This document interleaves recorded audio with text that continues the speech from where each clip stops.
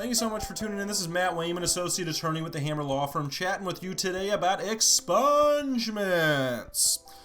Two types of expungements we do a lot of. The first type is conviction expungements. Those are accomplished under Missouri Revised Statute 610.140.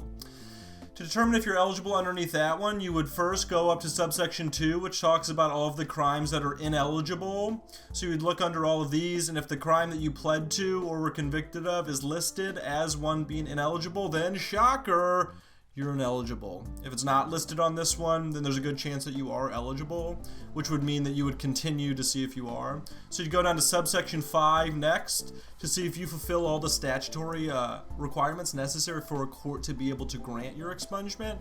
The big change recently on 8/28/2021 was that the time limits changed.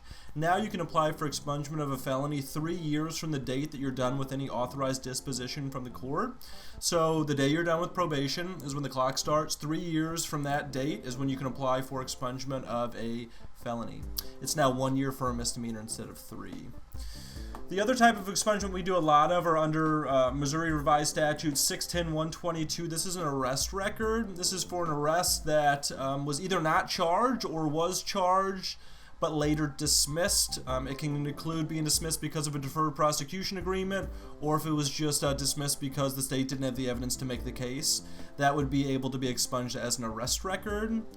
The big change to that one came recently when they took out a section in there which said that you're not eligible if you have any other subsequent or prior pleas to any misdemeanor or felony. So that took a large amount of people away from being able to qualify under the statute. So now a vast amount of people actually do qualify under the statute to have their arrest records expunged after 8/28/2021.